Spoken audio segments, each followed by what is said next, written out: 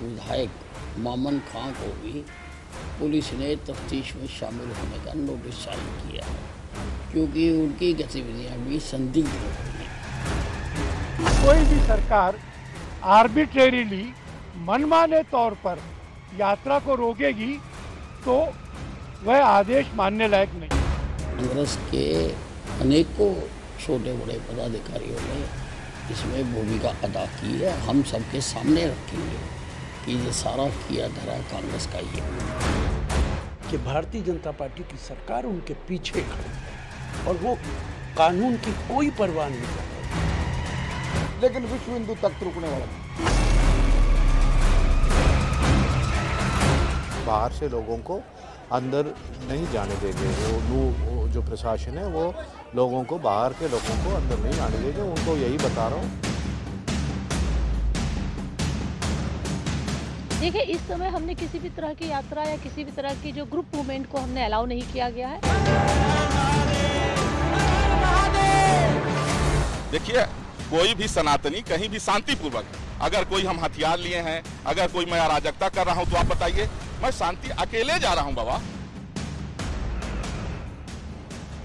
जो लोग वीडियोस निकाले, वो पहली यात्रा के पहले जो वीडियोस निकाले थे, आपने कितनों को पकड़ा? वो तो आपके लिए मोना डार्लिंग बने हुए हैं पूरे। ऐसा क्यों है कि कुछ खास संगठन जब यात्राएं निकालते हैं तो उसके अंदर हिंसा होती है?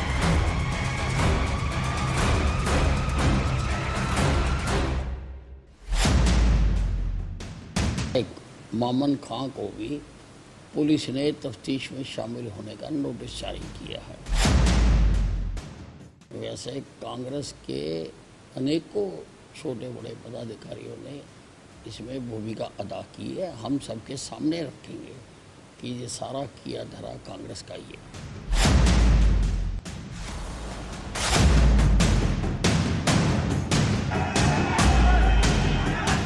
नूह हिंसा के बाद आज एक तरफ ब्रजमंडल यात्रा को लेकर हिंदू संगठनों का घमासान चल रहा था, दूसरी ओर हरियाणा विधानसभा में नूह पर संग्राम मचा हुआ था। नूह हिंसा को लेकर हरियाणा के गृह मंत्री ने बहुत बड़ा दावा किया और ये दावा कांग्रेस और कांग्रेस के नेताओं की मुश्किलें बढ़ाने वाला है। हरियाणा के गृह मंत्री अनिल विज ने कहा कि 31 जुलाई को नूह में जो हिंसा हुई उसके पीछे कांग्रेस के नेताओं का हाथ था और ये बात हिंसा में गिरफ्तार उन 500 लोगों से ज्यादा आरोपियों से पूछताछ में सामने आई है। गृह मंत्री अनिल विज ने सीधे तौर पर कांग्रेस विधायक मामन खान का नाम लिया, जो हिंसा के बाद से ही विवादों में है। मामन खान पर आरोप है कि उन्होंने नूह हिंसा से पहले भड़काऊ बयान दिया, जिसके बाद हिंसा भड़की। कांग्रेस के विधायक मामन खां को भी पुलिस ने तफ्तीश में शामिल होने का नोटिस जारी किया है, क्योंकि उनकी गतिविधियां भी संदिग्ध लग रही हैं। नूह में आज दूसरा घमासान ब्रजमंडल यात्रा को लेकर था। 31 जुलाई को ब्रजमंडल यात्रा के खिलाफ ही हिंसा हुई थी, जिसके बाद हरियाणा सरकार ने आज होने वाली ब्रजमंडल यात्रा को अनुमति देने से इनकार कर दिया था। जबकि विश्व हिंदू परिषद, साधु संत और हिंदू संगठन आज घोषित ब्रजमंडल यात्रा से पीछे हटने के लिए तैयार नहीं थे। इसी को देखते हुए आज नूह में सुरक्षा बेहद कड़ी थी।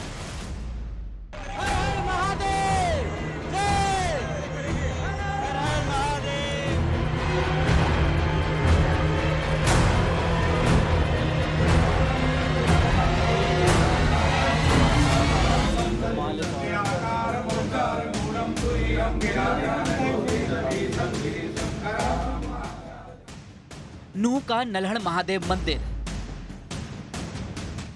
आज यहां साधु संतों और विश्व हिंदू परिषद की मौजूदगी में महादेव के जयकारे गूंजे। विश्व हिंदू परिषद के अध्यक्ष आलोक कुमार और साधु संत महादेव का जलाभिषेक और आरती कर रहे थे। 28 दिन पहले इसी मंदिर में आरती, मंत्र और जयकारों की बजाय शिव भक्तों की चीखें गूंज रही थी, गोलियां चल रही थी, क्योंकि नूह के दंगाइयों ने शोभा यात्रा के विरोध में शिव भक्तों पर हमला किया था। दंगाइयों के हमले में 6 लोगों की मौत हो गई थी और ब्रजमंडल जलाभिषेक यात्रा अधूरी रह गई थी। इसी यात्रा को पूरी करने के लिए वीएचपी और साधु संतों ने सावन के आखिरी सोमवार यानी आज ब्रिजमंडल यात्रा पूरी करने का ऐलान किया था, लेकिन हरियाणा सरकार ने इसकी अनुमति नहीं दी। लेकिन यात्रा समर्थकों ने कहा कि किसी भी स्थिति में यात्रा रुकेगी नहीं। कोई भी सरकार आर्बिट्रेरीली मनमाने तौर पर यात्रा को रोकेगी तो वह आदेश मानने लायक नहीं है। उस यात्रा को हम छोटा करेंगे पर छोड़ेंगे नहीं। लेकिन विश्व हिंदू तख्त रुकने वाला नहीं। यानी हरियाणा सरकार के लिए दोहरी चुनौती थी। एक और हिंदू संगठन हर हाल में ब्रिजमंडल शोभा यात्रा के लिए अड़े थे, तो दूसरी ओर आशंका थी कि नूंह में ब्रिजमंडल शोभा यात्रा के दौरान दोबारा हिंसा हो सकती है। इसलिए प्रशासन ने पहले सिर्फ 51 लोगों को नल्हड़ महादेव मंदिर में पूजा की अनुमति दी थी, लेकिन बाद में विश्व हिंदू परिषद के नेता और कुछ साधु संतों को मंदिर तक खुद पहुंचाया। इस यात्रा की अनुमति नहीं होने की वजह से आज पुलिस हाई अलर्ट मोड में थी। श्रद्धालुओं को रोकने के लिए जिले में पुलिस और अर्धसैनिक बलों की भारी तैनाती की गई थी। राज्य और जिले की सीमाएं तक एक तरह से सील थी। इसी यात्रा के लिए अयोध्या से आए संत परमहंस आचार्य को सोहना टोल प्लाजा पर रोक दिया गया। हमारा तो यह है कि हम अभिषेक करने जा रहे हैं, अगर नहीं जाने देंगे तो मैं यहीं अनशन करूंगा। जब तक हमें परमिशन नहीं मिलेगा तब तक हम वापस नहीं होंगे, हम यहीं अनशन करेंगे। देखिए, कोई भी सनातनी कहीं भी शांतिपूर्वक, अगर कोई हम हथियार लिए हैं, अगर कोई मैं अराजकता कर रहा हूं तो आप बताइए, मैं शांति अकेले जा रहा हूं बाबा। आज नूंह हिंसा को लेकर हरियाणा विधानसभा में भी जबरदस्त हंगामा हुआ। कांग्रेस ने विधानसभा में नूंह पर चर्चा की मांग की थी। कांग्रेस ने यह भी कहा कि नूंह हिंसा की न्यायिक जांच होनी चाहिए, लेकिन नूंह हिंसा को लेकर ही हरियाणा पुलिस कांग्रेस के विधायक और नेता मामन खान से 30 अगस्त को पूछताछ करने वाली है। नूंह हिंसा के बाद ही बीजेपी ने आरोप लगाया था कि मामन खान ने ही दंगाइयों को भड़काया था और अब कांग्रेस न्यायिक जांच की मांग कर रही है। इसलिए सवाल है कि कांग्रेस को नूंह हिंसा में पुलिस जांच पर भरोसा क्यों नहीं है। कोर्ट की जज की अध्यक्षता में जुडिशियल इंक्वायरी हो, जुडिशियल कमीशन बैठे, वो बताए और वहां पे लोग अपना व्यू दें, सच तक पहुंचेंगे, दूध का दूध पानी का पानी होगा। लेकिन सरकार उसको नहीं मान रही। इसका मतलब कुछ ना कुछ दाल में काला है। नूंह हिंसा को लेकर गोरक्षक मोनू मानेसर, बिट्टू बजरंगी और कांग्रेस विधायक मामन खान का नाम आया था। मेवात के 2 पशु व्यापारियों की हत्या में मोनू मानेसर का नाम आने से कई लोग उससे बदला लेना चाहते थे। इसी दौरान 31 जुलाई को ब्रिजमंडल यात्रा में मोनू मानेसर के आने की अफवाह उड़ी और दंगाइयों ने शिव भक्तों पर हमला कर दिया था। हिंसा से पहले विधायक मामन खान का वीडियो वायरल हुआ था, जिसमें उन पर हिंसा भड़काने के आरोप लगे और अब मोनू मानेसर का नाम लेकर ओवैसी पर मुस्लिमों को भड़काने के आरोप लगे हैं। तो लोग विजुअल्स आए जो अपने बंदूक से गोलियां चला रहे हैं, उनको पकड़ा आपने? नहीं पकड़ा आपने। कितने आरोपियों का नाम आ रहा है? कितने जो लोग वीडियोस निकाले, वो पहली यात्रा के पहले जो वीडियोस निकाले थे, आपने कितनों को पकड़ा?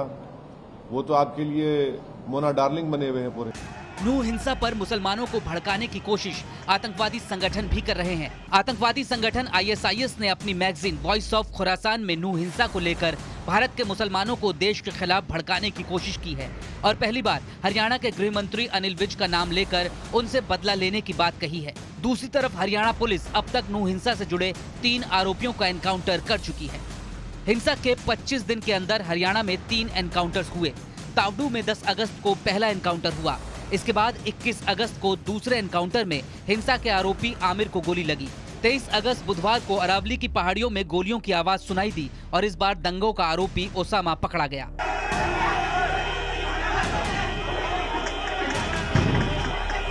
ओसामा पर आरोप है कि वो नल्हड़ गांव में आगजनी करके भाग निकला था।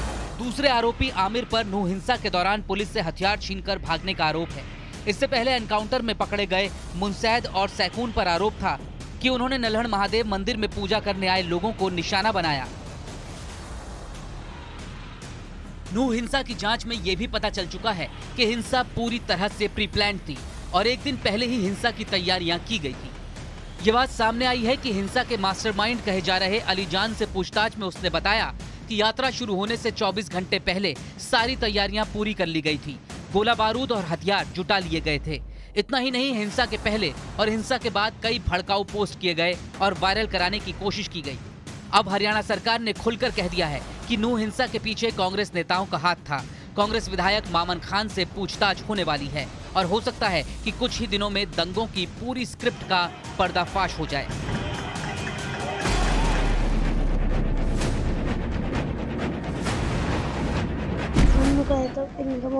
जोर जोर का मार रहा।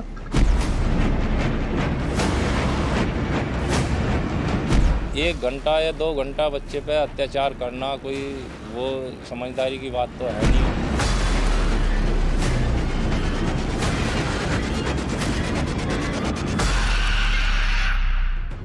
वीडियो में कुछ आपत्तिजनक टिप्पणी भी की जा रही है।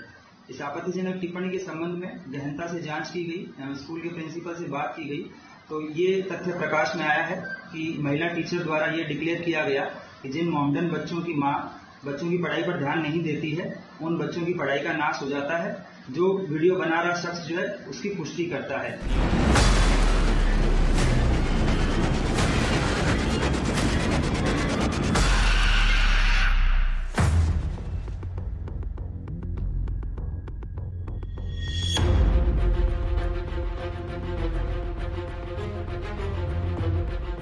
किसे पीटा गया, किसने पीटा,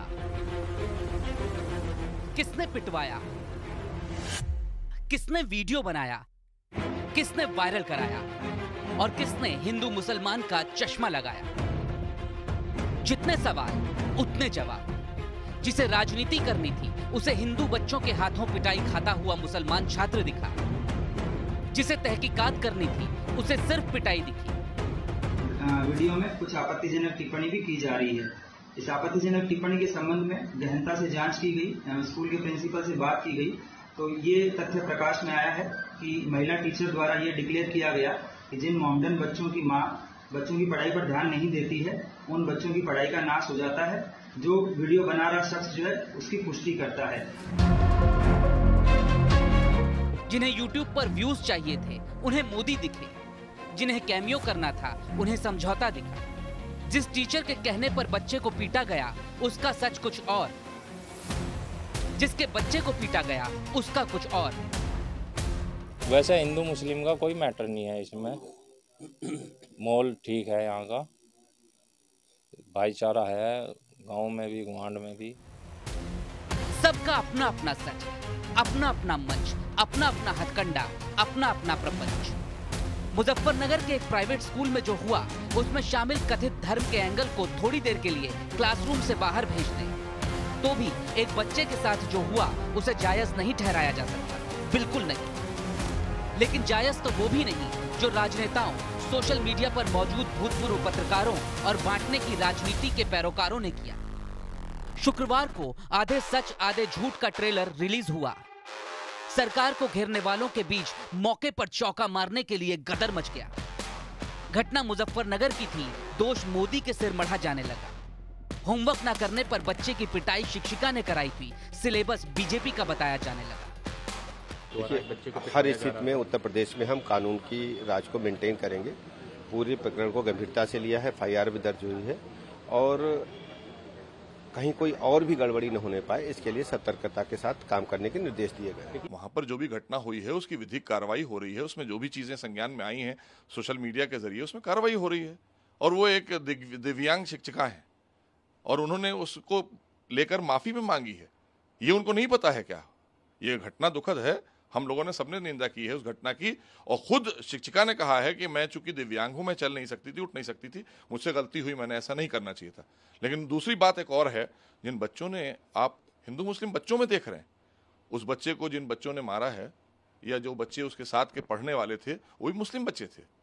और दूसरी बात यह है कि जो वीडियो बना रहा था, हम तो ये कहेंगे विपक्ष के लोगों का द्वारा भेजा गया था, वो उसका कजन था। देखिए, जो बात मैंने अर्ज की थी वो ये कि हमें तालीम के साथ तरबियत की भी ज़रूरत है कि किस तरीके से टीचर्स की ट्रेनिंग हो और किस तरीके से टीचर्स सही तौर पर बच्चों को वो पढ़ाएं जिससे कि एक अच्छा मैसेज बच्चों के दरमियान पैदा हो, बच्चों के दरमियान एक दूसरे से प्यार और मोहब्बत पैदा हो। और स्कूलों में अगर इतने इस लेवल पर टीचर इस तरीके के काम करेंगे तो हम किस तरीके की जनरेशन को तैयार कर रहे हैं, वो सिर्फ एक कौम के लिए नहीं बल्कि तमाम कौमों के लिए, तमाम बच्चों के लिए और पूरे मुल्क के लिए बहुत ही खतरनाक है। लिहाजा हम ये समझते हैं कि जितने भी कॉलेजेस और स्कूलों के जिम्मेदार हैं उनको चाहिए कि इन बातों की तरफ दूसरी तवज्जो दें। तुम्हें अगर सीनियर बच्चे को उसके छोटे बच्चे पीटे तो उसकी मानसिकता पर क्या असर पड़ेगा, ये बहुत बड़ा सवाल है। और यही मानसिकता है जिससे एक नफ़रत का वातावरण चल रहा है, फल फूल रहा है। मैं ये कहना चाहता हूँ कि ये नफ़रत अगर शिक्षा में भी चली जाए तो इससे दुर्भाग्यपूर्ण हमारे लिए कुछ नहीं हो सकता। इसलिए इस शिक्षिका के खिलाफ कड़ी कार्रवाई होनी चाहिए। किसी भी प्रकार से किसी बच्चे के साथ जातिगत भेदभाव नहीं रखा जाए। उत्तर प्रदेश के कई जिलों में आपके खिलाफ आएगी आपकी सरकार की तरफ से? हमारी सरकार की तरफ से जब ये मामला पहुंचेगा शासन में तो जो भी उचित कार्रवाई होगी वो की जाएगी। बच्चों से पिटवाए जाने का मामला हमारे संज्ञान में आया है। हमने डीएम मुजफ्फरनगर और एसएसपी मुजफ्फरनगर को पृथक नोटिस जारी किए हैं और उन दोनों को निर्देशित किया है कि वो अपनी अपनी जांच रिपोर्ट अलग अलग हमको प्रस्तुत करें। हमने एसपी को निर्देश दिया है कि वो इस मामले में एफआईआर दर्ज करें, संज्ञेय अपराध जैसा प्रतीत होता है, और हमको रिपोर्ट दें।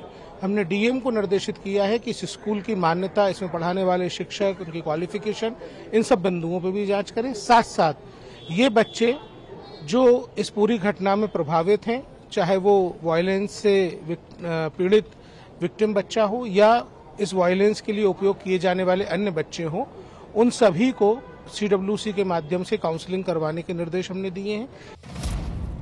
शनिवार आते आते दोनों तरफ से वार्ड छिड़ गया। प्रशासन सफाई दे रहा था, शिक्षिका दिव्यांग होने की दुहाई दे रही थी, बच्चे के माता पिता कार्रवाई की मांग से इनकार कर रहे थे।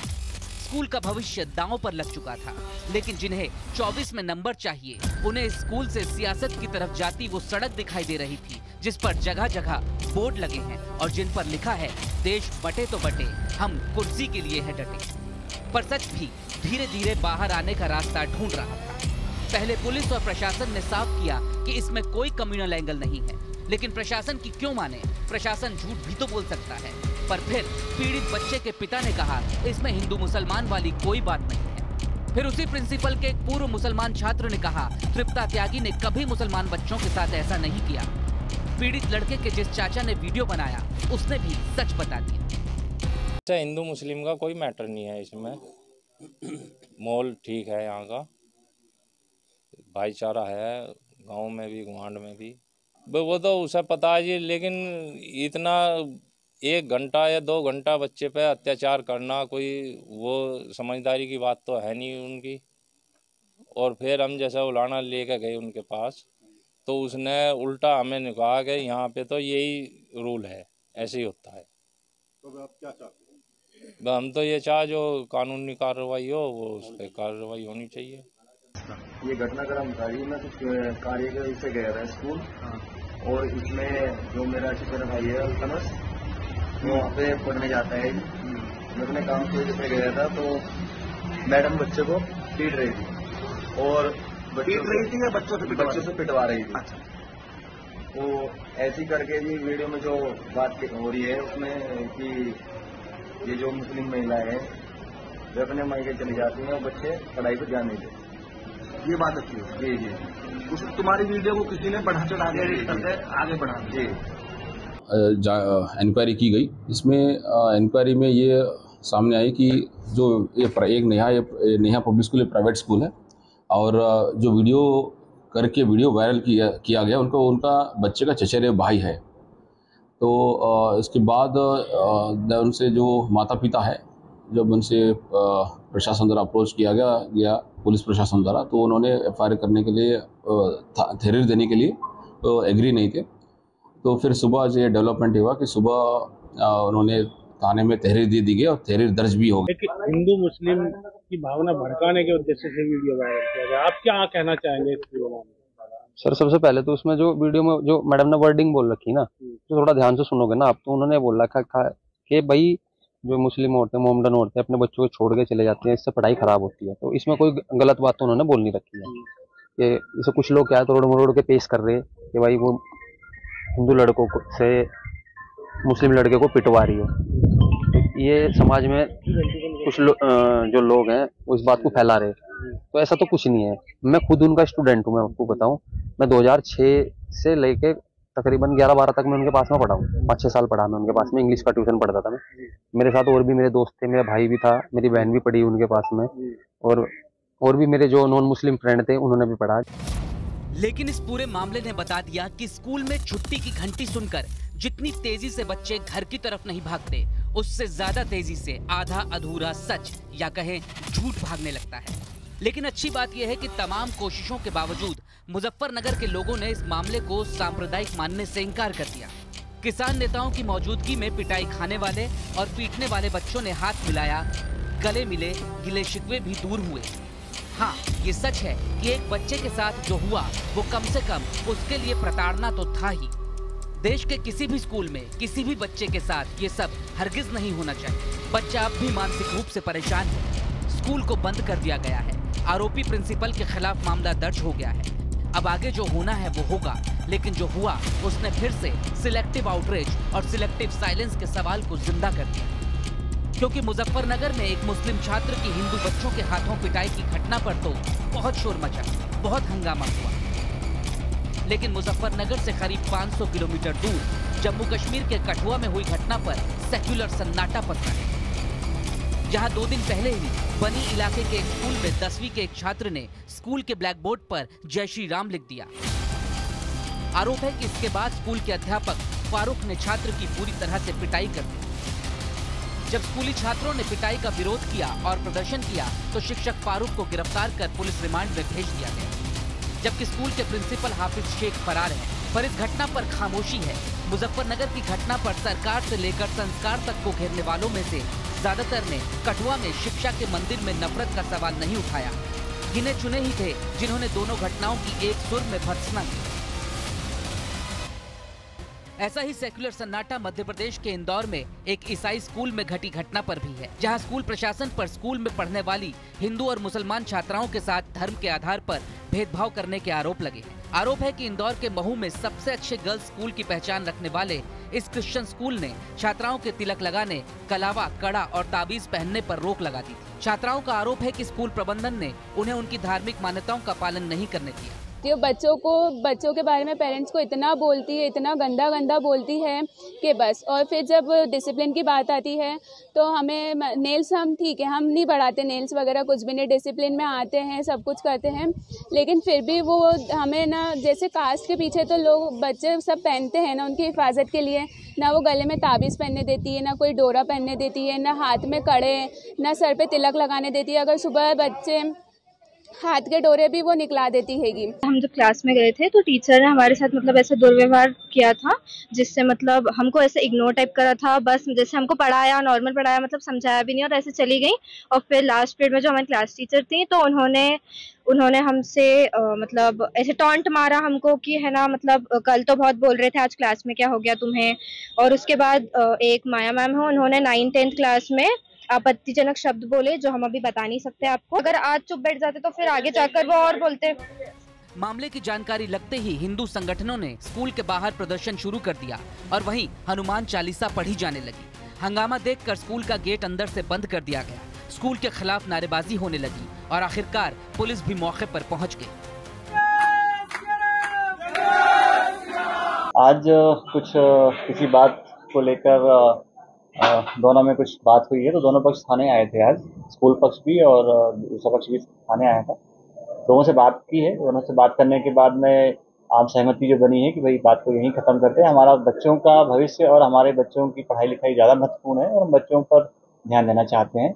और हमारा महू शहर हमारा अपना शहर है, यहाँ पर हमारे ही बच्चे पढ़ रहे हैं, ये हमारा ही स्कूल है और हमारे ही इस पूरे माहौल में सब अच्छे से जिए रहें, इस बात को सभी लोगों ने सहमति दी है और इस बात से आज यहाँ पर जो बातें हुई वो समाप्त किया गया है। स्थानीय विधायक और राज्य सरकार में पर्यटन, संस्कृति और अध्यात्म विभाग की मंत्री उषा ठाकुर ने स्कूल की इस हरकत पर कड़ा एतराज जताते हुए सख्त कार्रवाई की बात कही है। जी हाँ, वो मिशनरी का स्कूल है और ऐसा सुनने में आया कि वो वहाँ कोई बिंदी लगा के जाता है तो कहते मिटा दो, कलावा बंधा होता है तो बोलते खोल कर आओ, और यदि मेहंदी लगाई है तो आप मेहंदी भी लगा नहीं सकते। तो इस पे कार्रवाई या एफआईआर करने की बात? देखिए, एफआईआर कार्रवाई तो निश्चित रूप से होगी, उनसे बात की जाएगी। अभी सब संयुक्त उनकी बैठक बुलाए हैं और इस प्रकार की घटना दोबारा पुनरावृत्ति इसकी ना हो, इस बात को सुनिश्चित किया जाएगा। हालांकि 1893 यानी अंग्रेजों के जमाने से चल रहे इस स्कूल के प्रबंधन ने इसे स्कूल को बदनाम करने की साजिश बताया है। लेकिन आज सबसे बड़ा सवाल यही है कि चाहे मुजफ्फरनगर हो, इंदौर का महू हो या जम्मू कश्मीर का कठुआ, धर्म के नाम पर स्कूलों में होने वाले भेदभाव को हर जगह कटघरे में खड़ा किया जाना चाहिए। सिर्फ सियासी सहूलियत के हिसाब से एक घटना पर आक्रोश और दूसरे पर खामोशी बताती है कि हंगामा करने वालों का असली मकसद है क्या।